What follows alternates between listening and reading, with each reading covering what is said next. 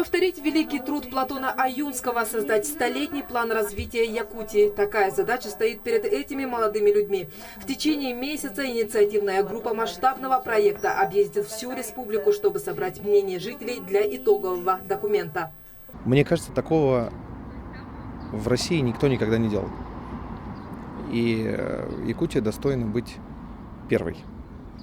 Не думаю, что у нас много территорий, много республик, много краев, которые способны подобные действия сделать. Но если кто и способен, то это Якутия. В группе представители самых разных профессий. Здесь и учителя, и руководители, бизнесмены, и госслужащие. Всех их объединяет одна цель. Вот мы попробуем сделать так, чтобы то, что мы сейчас соберем, то, о чем мы сейчас поговорим, то, что мы сейчас напланируем, чтобы этим могли пользоваться дети, внуки, люди, которые будут жить на этой земле через 100 лет. Здесь собралась группа, которая в течение ближайшего месяца будет маленькими командами по 3, 4, 5, 6 человек ездить в районы, разговаривать с теми, кто представляет район, с теми, кто является хозяевами этого района, серьезно, неравнодушными людьми, которые делают какое-то важное дело. И мы будем разговаривать с ними о том, как им кажется, чего республика добилась за последние 100 лет, как дела обстоят сейчас и куда нужно прицелиться на следующие 100 лет, чтобы республика процветала и развивалась. Символично маршрут стартует с литературного музея имени Платона Аюнского в Якутске. Членов группы окунули в атмосферу жизни и работы автора предыдущего столетнего плана. То, что он в детстве послушал от аланхасутов, и он в себе все это проникся. Вдохновились и в путь. Первый район, в который направились участники проекта, также выбрали неспроста. Намский Улус, село Хатырык, родина другой исторической личности, одного из основателей якутской автономии, Максима Амосова.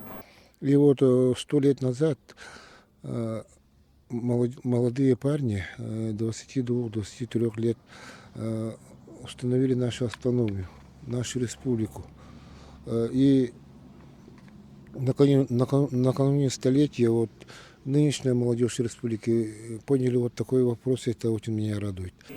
Старт проекту «Столетний план развития» дал глава Мининноваций республики Анатолий Семенов. Каждый сможет, в принципе, принять участие в создании этого документа. И я думаю, что он будет еще не один раз обнародован и будет широко обсуждаться среди всех слоев населения. Ну и самое главное, что вообще в целом заставить людей думать в эту сторону. Понятно, что не бывает идеальных документов, главное договориться о чем-то, да, и идти вместе в эту сторону. Мне кажется, это самое сложное и это самое главное. Потому что документов может быть там сотни, тысячи, а надо же договориться и захотеть это делать вместе. Сразу после торжественного открытия начались обсуждения. Эксперты из Якутска и Москвы вели дискуссию с жителями сел Улуса. Группы, на которые разбили всех участников, отвечали на вопросы, кто такие лидеры, какие проблемы нужно решить для улучшения жизни на селе, по какому пути развития должна идти республика и, наконец, какой они видят Якутию через 100 лет. Будет развита IT-сфера, все станет быстро, мобильным, доступным.